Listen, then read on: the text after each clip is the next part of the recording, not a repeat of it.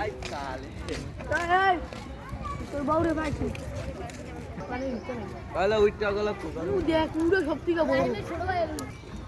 এই আম গাছে যে আম হয় খায় না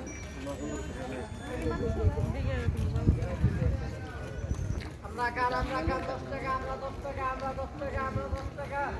আয়ো বা ও ভাই ভাই